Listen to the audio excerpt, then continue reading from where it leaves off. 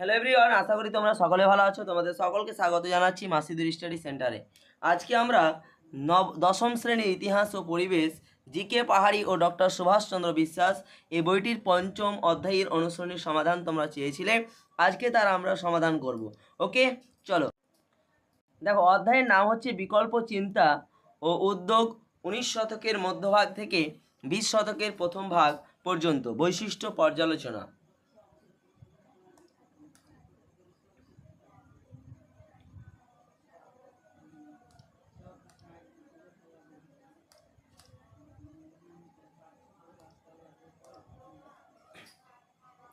দেখো, নাম্বার 1, যে ভারতে হাফটোন প্রিন্টিং পদ্ধতি প্রবর্তন করেন কে?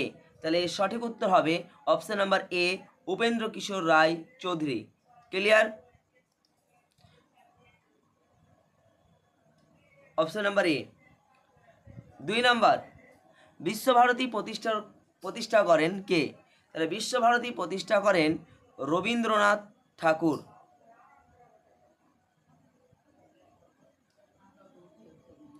3 নাম্বার, বেঙ্গল টেকনিক্যাল ইনস্টিটিউট প্রতিষ্ঠিত হয় কবে? বেঙ্গল টেকনিক্যাল ইনস্টিটিউট প্রতিষ্ঠিত হয় 1906 খ্রিস্টাব্দে। অপশান নাম্বার বি সঠিক উত্তর। চলো নেক্সট।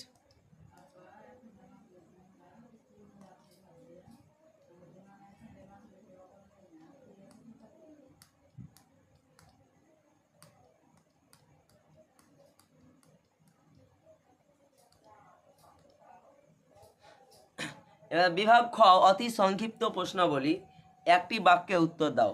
নাম্বার 1, বাংলা ভাষায় প্রকাশিত প্রথম চিত্রিত গ্রন্থের নাম লেখো। তাহলে এর এই সঠিক উত্তর হবে প্রকৃতির প্রতিমা। ওকে,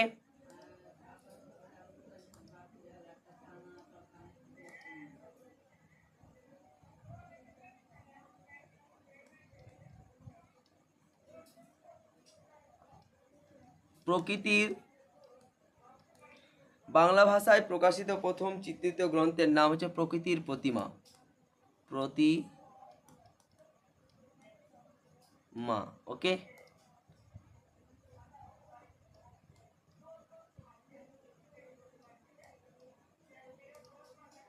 দেখো নেক্সট।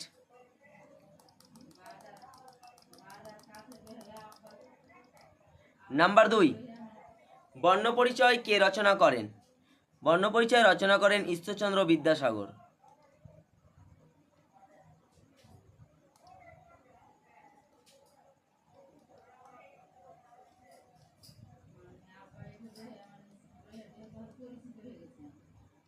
ঈশ্বরচন্দ্র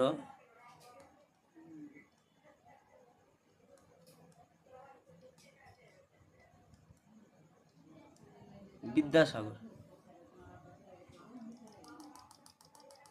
নেক্সট প্রশ্ন দেখো, বি নাম্বার, ঠিক বা ভুল নির্ণয় করো। 1 নাম্বার, বাংলায় লাইনোটাইপ প্রবর্তন করেন বিদ্যাসাগর। তাহলে এটি হবে মিথ্যা। নাম্বার 2, দেবেন্দ্রনাথ ঠাকুর বোলপুর শান্তিনিকেতন আশ্রম প্রতিষ্ঠা করেন। সত্য। 2 নাম্বার হচ্ছে সত্য। ক্লিয়ার? চলো নেক্সট।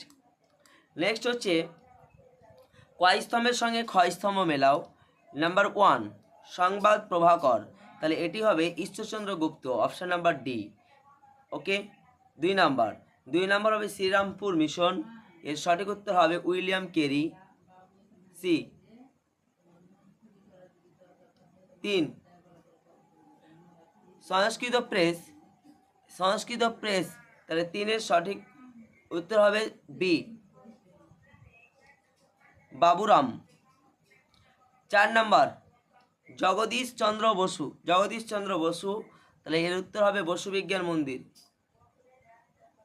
এ। ওকে, চলো নেক্সট। শূন্যস্থান পূরণ করো। নাম্বার 1, রামরাম বসুর প্রতাপাদিত্য চরিত্র গ্রন্থটি মুদ্রিত হয় ড্যাশ ছাপাখানায়। তাহলে এর সঠিক উত্তর হবে শ্রীরামপুর। ক্লিয়ার? শ্রীরামপুর ছাপাখানায়। শ্রীরামপুর ছাপাখানায়। নেক্সট 2 নাম্বার, বেঙ্গল কেমিক্যাল প্রতিষ্ঠা করেন প্রফুল্লচন্দ্র রায়। কে করেছিলেন? প্রফুল্লচন্দ্র রায়। 4 মার্কের জন্য ইম্পর্টেন্ট কোশ্চেন আসছি আমরা অনুশীলনীতে, তখন দেখব। প্রফুল্লচন্দ্র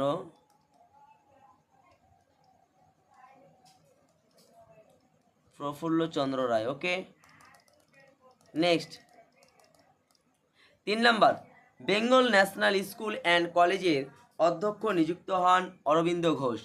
তাহলে 3-এর সঠিক উত্তর হবে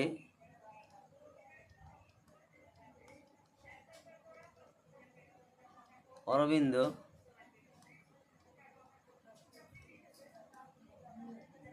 ঘোষ। ক্লিয়ার? চলো নেক্সট এবার আমরা আসি, দেখো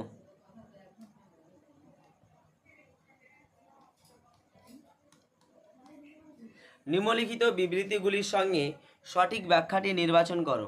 বিবৃতি: রবীন্দ্রনাথ ঔপনিবেশিক শিক্ষা ব্যবস্থা পছন্দ করতেন না। তাহলে ব্যাখ্যা নাম্বার ক বলছে, কারণ এই শিক্ষা ব্যবস্থা ছিল ব্যয় সাপেক্ষ। ব্যাখ্যা 2 যে 2 নাম্বার, কারণ এই শিক্ষা ব্যবস্থার মাধ্যম ছিল মাতৃভাষা। কারণ এই শিক্ষা ব্যবস্থা শিক্ষার্থীদের মনে বিকাশ ঘটাতো না। বুঝতে পারলে? এটি হচ্ছে সঠিক। তাহলে অপশন নাম্বার গ। ক্লিয়ার? মানে ঔপনিবেশিক শিক্ষা ব্যবস্থা পছন্দ করতে না, কারণ কি? কারণ দেখো, আমরা যদি ফার্স্ট ইংরেজি ভাষা শিখি, তাহলে আমাদের কিন্তু এই বেঙ্গলি ভাষা মাতৃভাষার কী হবে না, বিকাশ ঘটবে না। আমরা সব কিছু কিন্তু মনের ভাব কিন্তু প্রকাশ করতে পারবো না ইংরেজি ভাষায় প্রথমে। তার কারণে তিনি এর বিরোধিতা ছিলেন। তাহলে অনেকেই কিন্তু এর বিরোধিতা করতেন, কারণ তারা মনে করতেন, রবীন্দ্রনাথ ঠাকুররা মনে করতেন যে আগে প্রথমে মাতৃভাষা শিখবে, মাতৃভাষা শেখার পরে সেই ঔপনিবেশিক শিক্ষা ব্যবস্থা বা তোমার ইংরেজি শেখাটা শিখবে, তাহলে সে মনের ভাবটা প্রকাশ করতে পারবে। চলো এবার দেখো, এখানে 2 মার্কের প্রশ্ন রয়েছে অনেকগুলি। 2 মার্কের প্রশ্ন রয়েছে 5টি। একের পর এক আমি প্রশ্নের অ্যান্সারগুলো দেখাচ্ছি, তোমরা নোট করে নেবে খাতাতে। ক্লিয়ার? এবার এখানে দেখো, এখানে যতগুলো প্রশ্ন আছে 5খানা প্রশ্ন। এই 5খানা কিন্তু PYQ, প্রিভিয়াস ইয়ার কোশ্চেন। ওকে,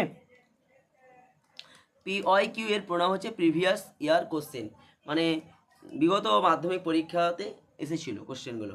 ভেরি ভেরি ইম্পর্টেন্ট, অবশ্যই রাখবে তোমরা এগুলো নোট করে আর মুখস্থ করে নেবে। দেখো নাম্বার 1 কোশ্চেন একের পর এক দেখাচ্ছি। 19 শতকে বিজ্ঞান শিক্ষার বিকাশে Indian association for the cultivation of science এর ভূমিকা কী ছিল?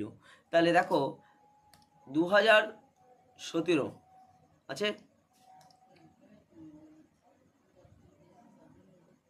ক্লিয়ার? দিয়ে নাও, লিখে নাও, এখান থেকে এটুকুন লিখবে। দাঁড়াও, কালারটা চেঞ্জ করে নিই একটু।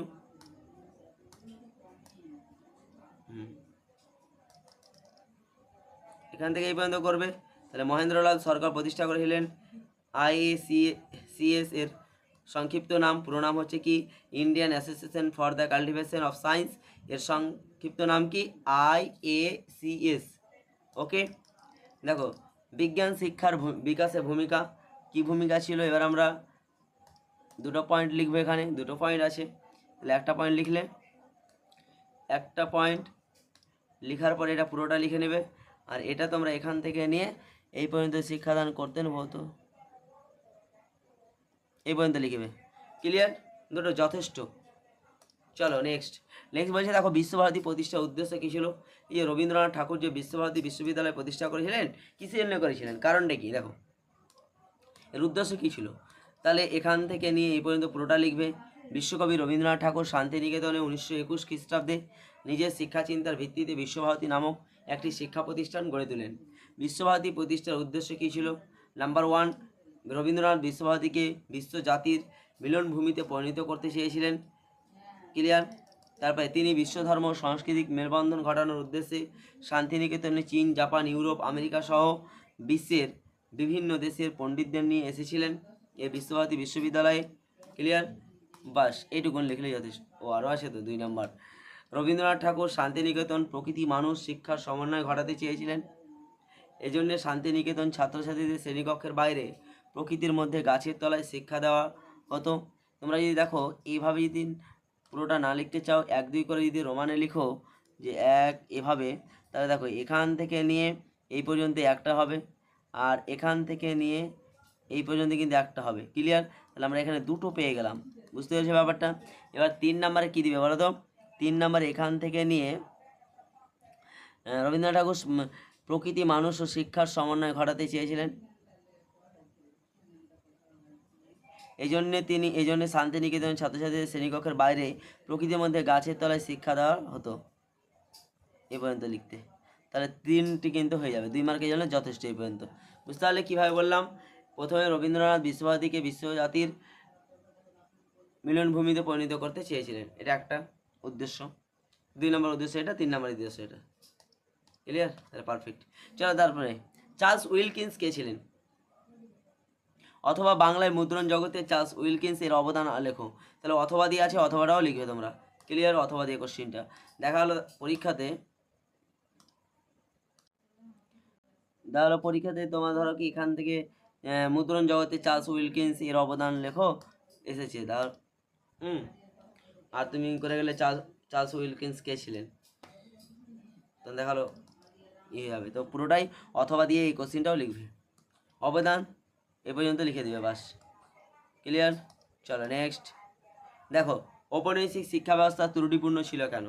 তাহলে ঔপনিবেশিক শিক্ষা ব্যবস্থা মানে হচ্ছে ইংরেজি শিক্ষা ব্যবস্থা, ব্রিটিশদের যে শিক্ষা ব্যবস্থা সেটাকে বলা হচ্ছে ঔপনিবেশিক শিক্ষা ব্যবস্থা। বুঝতে পারলে? তাহলে ঔপনিবেশিক শিক্ষা ব্যবস্থার ত্রুটিসমূহ, ইংরেজদের প্রবর্তিত শিক্ষা ব্যবস্থা ছিল ত্রুটিপূর্ণ। মানে ইংরেজদের দ্বারা যে শিক্ষা ব্যবস্থা হয়েছিল সেটা কি ছিল? ত্রুটিপূর্ণ ছিল। কি কি দেখো, নাম্বার 1, উচ্চবিত্তদের জন্য শিক্ষা। এই শিক্ষার সুযোগ পেয়েছিল সমাজের উচ্চ শ্রেণীর মানুষেরা। বিরাট সংখ্যক সাধারণ ভারতীয় জনগণ নিরক্ষরই থেকে যায়। কারণ এখানে দেখো, সেই টাইমে ব্রিটিশদের আমলে ভারতবর্ষে যারা উচ্চবিত্ত মানে তোমার উচ্চ শ্রেণীর মানুষ ছিল, মানে টাকা পয়সার দিক থেকে বলো, অভিজাত পরিবার ছিল যারা, সেই সমস্ত পরিবারের ছেলেমেয়েরাই কিন্তু সেখানে চান্স পেয়েছিল। তাছাড়া বেশিরভাগ সংখ্যক মানে বিরাট সংখ্যক সাধারণ মানুষ কিন্তু এই শিক্ষার থেকে কিন্তু তারা বঞ্চিত ছিল। নাম্বার 2, মাতৃভাষার আইন কি অবহেলিত। ঔপনিবেশিক শিক্ষা ব্যবস্থা বলছি, ঔপনিবেশিক শিক্ষা ব্যবস্থায় উচ্চশিক্ষার মাধ্যম ছিল ইংরেজি, মাতৃভাষা সেখানে ছিল অবহেলিত। মানে আমাদের মাতৃভাষা যে বাংলা, এই বাংলা ভাষা কিন্তু অবহেলিত ছিল তাদের ইংরেজি ভাষা। কারণ আমরা যদি মাতৃভাষায় যদি ভালোভাবে শিখতে না পারি, তাহলে বিদেশি ভাষা আমরা কীভাবে শিখব, তাই না? তাহলে আমাদেরকে এই কারণে রবীন্দ্রনাথ ঠাকুর বলেছিলেন আগে আমাদেরকে মাতৃভাষা শেখা উচিত, তারপরে এই যে ঔপনিবেশিক শিক্ষা ব্যবস্থা যে ইংরেজি শিক্ষা চালু করেছিল সেই শিক্ষাটা আমাদের পরবর্তীতে গ্রহণ করতে হবে, তার আগে কিন্তু নয়, মাতৃভাষার আগে নয়। বুঝতে পেরেছ? চলো তারপরে নেক্সট, তাহলে বুঝতে ক্লিয়ার আশা করি। এবার যান্ত্রিক শিক্ষা ব্যবস্থা কী বলছে? এই যান্ত্রিক শিক্ষা ব্যবস্থায় শিক্ষার্থীদের স্বতঃস্ফূর্ত স্বাভাবিক বিকাশের কোনো ব্যবস্থা ছিল না। এই যান্ত্রিক শিক্ষা ব্যবস্থায় শিক্ষার্থীদের স্বতঃস্ফূর্ত সবাই যে এই অংশগ্রহণ করবে, এই স্বাভাবিক বিকাশ সব দিক থেকে যেটা তোমার বিকাশ ঘটাবে, সেখানে কোনো ব্যবস্থা ছিল না। ক্লিয়ার? এই 3টে লিখে দেবে, ছোটো ছোটো আছে। মাধ্যমিক 2020 সালে কোশ্চিনটা এসেছে, অবশ্যই করে রাখবে, ভেরি ভেরি ইম্পর্টেন্ট। দেখো, বাংলায় সাংস্কৃতিক জীবনে ছাপাখানার বিকাশের প্রভাব কতটা? বাংলায় ছাপাখানা প্রবর্তনের গুরুত্ব কী ছিল? দেখো, সাংস্কৃতিক জীবনে ছাপাখানা বিকাশের প্রভাব, বাংলায় ছাপাখানা বিকাশের প্রভাবগুলি হলো, নাম্বার 1 কি বলছে? শিক্ষার প্রসার। ছাপাখানায় মুদ্রিত পত্রপত্রিকা ও গ্রন্থের মাধ্যমে পাশ্চাত্যের জ্ঞান, বিজ্ঞান, যুক্তিবাদ, গণতন্ত্র, উদারনীতিবাদের বিষয়ে মানুষের ধারণা তৈরি হয়। এছাড়া দেশ বিদেশ যাবতীয় খবরাখবর ও ছাপাখানার কল্যাণে মানুষের ঘরে ঘরে পৌঁছে দেয়। তো ব্যাপারটা আমি তোমাদের আরও সহজ করে বলে দিই। দেখো, ছাপাখানা যে তোমার স্থাপিত হলো, এর ফলে কি হলো, যে এই যে আমরা এই বইটি যে তোমরা দেখতে পাচ্ছ, আমি যে বইটি তোমাদের দেখাচ্ছি, এই বইটি কি ছাপাখানা থেকে প্রেস হয়ে এসেছে, তাই তো? ছাপাখানা থেকে ছাপানো হয়েছে, ছাপাখানাতে। তাহলে এটা দেখো কত সুন্দর লেখা, তাহলে অনেকগুলো বই ছাপা হচ্ছে, তাহলে মানুষ কি বিভিন্ন ধরনের বই, রং বেরঙের বই কি ক্রয় করতে পারছে, দামটাও অল্প হচ্ছে, তাই না? তাহলে এই যে এটা একটা কি সুবিধা হচ্ছে। তাহলে বিভিন্ন এই যে দেশ, ধরো আনন্দবাজার পত্রিকা, কলম পত্রিকা, এই যে বিভিন্ন ধরনের যে পত্রিকা আছে, আগে যে সমাচার দর্পণ বলো বা অবধিনী পত্রিকা বলো, এই পত্রপত্রিকাগুলি যে ছাপানো হতো, তাহলে কি ছাপাখানা থেকে ছাপানো হতো। তাহলে এর কারণে কী হতো, ওই খবরের কাগজগুলো কি মানুষের ঘরে ঘরে পৌঁছে যায় সহজেই, অতি সহজেই, তাই না? এটা একটা ছাপাখানা। জনমত গঠন, তাহলে ক্লিয়ার আশা করি, বিষয় সংক্ষেপটা বলে দিলাম। জনমত গঠন কি, তৎকালীন সমাজে নানান সামাজিক কুপ্রথা প্রচলিত ছিল। এই সকল কুপ্রথা এবং কুসংস্কারের বিরুদ্ধে এবং আরও অন্যান্য বিষয়ে রায় রামমোহন রায়, ডিওজিও, বিদ্যাসাগর প্রমুখ মনীষীরা সংবাদপত্রের মাধ্যমে মতামত প্রকাশ করতেন। এ অবধি লিখতে পারো। যেমন ধরে নাও, রায় রামমোহন রায় কী করেছিলেন, যে 1829 খ্রিস্টাব্দে রায় রামমোহন রায়ের উদ্যোগে যে তোমার সতীদাহ প্রথা বা সহমরণ প্রথা হয়েছিল, সেটা তিনি কি খবরের কাগজে প্রকাশ করেছিলেন। তারপরে ডিওজিও, তারপর বিদ্যাসাগর বলো, সবাই কিন্তু খবরের কাগজে প্রকাশ করেছিলেন। যেমন ধরো উমেশচন্দ্র দত্ত কী করেছিল, তোমার যে আগে যে নারীরা বঞ্চিত ছিল শিক্ষা ব্যবস্থা থেকে, তাই তিনি এই বামাবধিনী পত্রিকায় নারীদের কথাকে তিনি তুলে ধরেছিলেন। তারপর ডিওজিও ধরো কী বলে রে, তার অনুগামী ছাত্রমণ্ডলীরা কাজ করেছিল সমাজের জন্য, বিভিন্ন কুপ্রথার বিরুদ্ধে কাজ করেছিল। সাগরে কন্যা শিশু ভাসিয়ে দেওয়া লর্ড ওয়েলেসলি তোমার 1803 খ্রিস্টাব্দে, সেটার বিরুদ্ধে তারপরে তোমার রোধ করেছিল। তারপরে বাল্যবিবাহ, বহুবিবাহ ডিওজিও তোমার কী করেছিল, বিরোধিতা করেছিল। এই সমস্ত প্রথাগুলি তারা বিরোধিতা করেছিল, তাই না? চলো তারপরে, তাহলে এই সমস্ত বিরোধিতা যে করেছিল, হ্যাঁ, মেন কারণ কি, তাহলে এই বিরোধিতা করেছিল, তারা খবরের কাগজে প্রকাশ করেছিল, সেই খবরের কাগজে মানুষ জানতে পেরেছিল, তাই না? এটা একটা সুবিধা, খবরের কাগজ মানুষ বাড়িতে বসে জেনে গেল।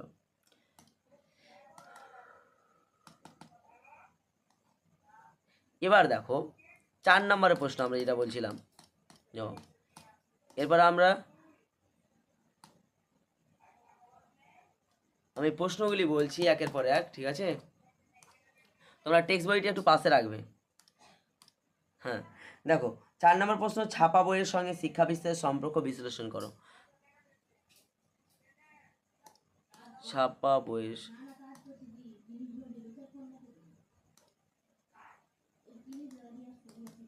এখানে আছে, দাঁড়াও একটা পেজটা উলট পালট হয়ে,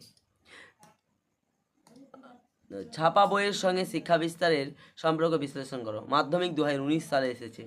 ওকে, ভূমিকাটা লিখে দিবে, আমি আর বলছি না, দেখো তোমাদের দেখাচ্ছি, তোমরা নোট করে নেবে, হুবহু সম্পূর্ণটা লিখে দেবে।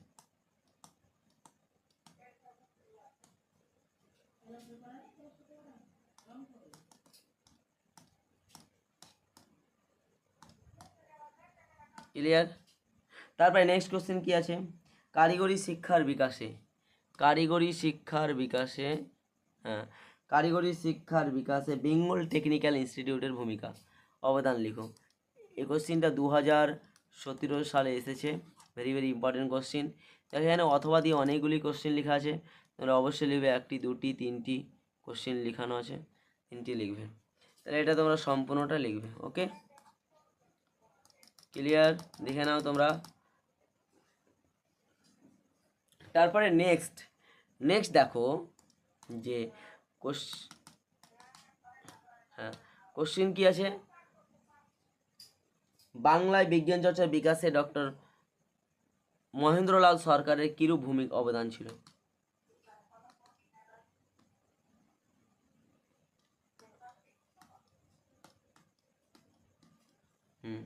দেখো মহেন্দ্রলাল সরকারের ভূমিকা, অবদান ভূমিকাটা লিখবে। একটু তোমরা এখানে ভূমিকাটা বই থেকে একটু অ্যাড করে নেবে। ওকে, বা আমি অ্যাড করে নেবে এখানে, বা তোমাদের কাছে যদি কোনো সহায়িকা থাকে, হ্যাঁ, তাহলে ওখানে ভূমিকাটা একটু বেশি করে লিখবে, আর একটা পয়েন্ট তোমরা অ্যাড করে দিও। 3টি পয়েন্ট আছে, 3টে পয়েন্ট আর একটা এক্সট্রা পয়েন্ট অ্যাড করবে। ক্লিয়ার? বা টেক্সট থেকে কিছু কথা লিখে দিবে, তোমাদের কাছে যার কাছে যেই রাইটারের টেক্সট থাকুক না কেন, সেখানে ভূমিকার লগ্নে যে মহেন্দ্রলাল সরকার সম্বন্ধে যে জায়গাটাতে লেখা আছে, সে জায়গা থেকে তোমরা কিছুটা পয়েন্টে অ্যাড করবে। ওকে, চলো নেক্সট এবার বলছে কি আছে, 4 নম্বর, বাংলায় ছাপাখানার বিকাশে উপেন্দ্র কিশোর রায় চৌধুরীর ভূমিকা মূল্যায়ন করো। Very very important question. তোমাদের যে 4 মার্কে দেখালাম, সেই 4টি কিন্তু ভেরি ভেরি ইম্পর্টেন্ট কোশ্চিন। ওকে, দেখো ভূমিকা লিখবে পুরোটাই, এটা অনেক বড় আছে, 5টা পয়েন্ট আছে। রায় অ্যান্ড সন্স প্রতিষ্ঠা লিখবে, হাফটন ব্লক তৈরি, ছবির ব্যবহার, তারপরে এখানে তোমার স্টুডিও স্থাপন, ঠিক আছে, তারপরে প্রকাশ। এখানে তোরা 5টি পয়েন্ট আছে, 4টি পয়েন্ট অ্যাড করতে পারো, আর উপসংহারটা অ্যাড করতে পারো। মানে উপসংহার তো অবশ্যই লিখতে হবে। তো টোটাল 5টি পয়েন্টের মধ্যে ভূমিকা আর উপসংহার বাদ দিয়ে তোমরা অবশ্যই কিন্তু 4টি পয়েন্ট পরীক্ষাতে লিখবে, 5টি পয়েন্ট কিন্তু লিখবে না। তার মধ্যে দেখো প্রকাশনা, এখানে প্রকাশনার মধ্যে গুপি গাইন বাঘা গাইন কার, গ্রন্থটি কার, সেকালের কথা, টুনটুনির বই, সন্দেশ পত্রিকা, এগুলো মনে রাখতে হবে। তাহলে প্রকাশনা পয়েন্টে লিখতে পারো তোমরা। ক্লিয়ার? চলো নেক্সটে আমরা যাই। এবার দেখো 8 মার্কের তোমাদের প্রশ্ন দেখাচ্ছি। এই লেসেন থেকে প্রায় দেখবে 2014 সালে তোমাদের কি বলে 17 সালে প্যাটার্ন যে চলে 17 থেকে, ওই প্যাটার্ন অনুযায়ী যে মাধ্যমিক হয়ে যাচ্ছে এখন পর্যন্ত, তো বেশিরভাগ 8 মার্কের দেখবে PYQ এর তোমাদের কাছে যে প্রশ্নবিদরা আছে প্রিভিয়াস ইয়ার কোশ্চিনে দেখবে যে 5 অধ্যায় থেকে, এই অধ্যায় থেকে কিন্তু 8 মার্কের প্রশ্ন বেশিরভাগ ইয়ারে কিন্তু নেওয়া হয়েছে। তাই এই লেসেনটা তোমরা অবশ্যই কিন্তু ভালোভাবে পড়বে, ব্রড কোশ্চিনে ফোকাস করবে। ওকে, একটিও তোমরা কিন্তু বাদ দিবে না ব্রড কোশ্চিন 8 মার্কের। এখানে 3টি আছে, এই 3টি ছাড়াও আরও কিন্তু হয়, সেগুলি তোমরা কিন্তু অবশ্যই নোট করে নেবে খাতাতে। তার মধ্যে 1 মার্কের না 1 নম্বরের প্রশ্নটি ভেরি ভেরি ইম্পর্টেন্ট। ওকে, 1 নম্বর প্রশ্নটি ভেরি ভেরি ইম্পর্টেন্ট। তারপরে তোমার 3 নম্বরটাও ইম্পর্টেন্ট, মানে 3টি ইম্পর্টেন্ট, আর এছাড়াও আরও রয়েছে। ক্লিয়ার? 8 মার্কের বিশেষ করে। চলো নেক্সট, এবার প্রশ্ন আমরা অ্যান্সারগুলো দেখাই। দেখো ভূমিকা পুরোটা লিখবে, তারপর এখানে পেন্সিলে দাগ দেওয়া আছে, দেখো 1টা পয়েন্ট, 2টো পয়েন্ট, 3টা পয়েন্ট, 4টা পয়েন্ট, এই অবধি আছে। এখান থেকে তোমরা লিখে নেবে 1 2 3 4 5 6 7, হ্যাঁ 7টা পয়েন্ট, আর উপসংহারটাও লিখবে 8টা 9টা, বাস 8 মার্কের জন্য 9টা পয়েন্ট অবশ্যই লাগবে। ক্লিয়ার? চলো তারপরে দেখো 19 শতকে বাংলায় কারিগরি শিক্ষার সম্পর্কে যা জানো লিখো। তাহলে কারিগরি শিক্ষার সম্বন্ধে যা জানো লিখো। এই দেখো ব্রড কোশ্চেন, এটা আছে ব্রড কোশ্চেন 1 2 3, এটা একটু কমিয়ে দিবে 3 নম্বর পয়েন্টটা, 4 নম্বর পয়েন্টগুলো লিখবে, হয়ে গেল। এই যে বাস এই পর্যন্ত লিখবে, উপসংহার পর্যন্ত 8 মার্কের। চলো নেক্সট আসি। দেখো এখানে একটা কথা বলে রাখি যে এই কোশ্চেনটি কিন্তু হচ্ছে 3 নম্বরের কোশ্চেন, মার্ক না দাগ নাম্বার, বিভাগ ওয়া। রবীন্দ্রনাথ ঠাকুরের শিক্ষা চিন্তা ও শান্তিনিকেতন ভাবনার সংক্ষিপ্ত পরিচয় দাও। তো এখানে শিক্ষা চিন্তা যে ব্যাপারটা, শিক্ষা চিন্তাটা আমরা যেটা কি বলে রবীন্দ্রনাথের প্রকৃতি শিক্ষা যেটা করলাম, ওখান থেকে তোমরা ওই রাইটারের সহায়িকাটা থেকে 4 মার্কে তোমরা লিখে নিতে পারো। তোমরা তো পড়বেই ওই কোশ্চিনটা, তো ওখান থেকে অর্ধেকটা লিখে দিবে যদি পরীক্ষাতে আসে 3 নম্বরের প্রশ্নটা, বা কেউ যদি ভাবো আলাদা করে করব, আমার মন বলছে যে সেখান থেকে করে নেওয়াটাই বেটার, প্রশ্ন তোমাকে আর এক্সট্রা করে পড়তে হচ্ছে না। তো এইটুকুনটা আমি দিয়েছি। দেখো যে মানুষ ঔপনিবেশিক শিক্ষা ব্যবস্থার সমালোচনা করেছিলেন, মানুষ প্রকৃতি, দেখো মানুষ প্রকৃতি ও শিক্ষার সমন্বয় সাধন কীভাবে হয়েছিল, এইটুকুন বাস। ক্লিয়ার? এই 3টা পয়েন্ট দিলাম। এবার আমরা আসি, এটা কিন্তু তোমরা নতুন করে অ্যাড করবে। রবীন্দ্রনাথ ঠাকুরের শিক্ষা চিন্তায় কোন দিকটি শান্তিনিকেতন প্রতিষ্ঠায় সবচেয়ে বেশি ফুটে উঠেছে, আর রবীন্দ্রনাথ ঠাকুর ও তার শান্তিনিকেতন ভাবনার সম্পর্কে সংক্ষেপে আলোচনা করো। তাহলে দেখো এখানে ভূমিকা লেখার দরকার নেই, প্রথমে তো ভূমিকা লিখবে তোমরা। তো এখানে রবীন্দ্রনাথ ঠাকুর ও তার শান্তিনিকেতন ভাবনা যেগুলো এই দেখো 1 2 3 4 নম্বর, 3 নম্বরটা লিখবে। তারপরে 3 নম্বরটা লিখলে এবার এখানে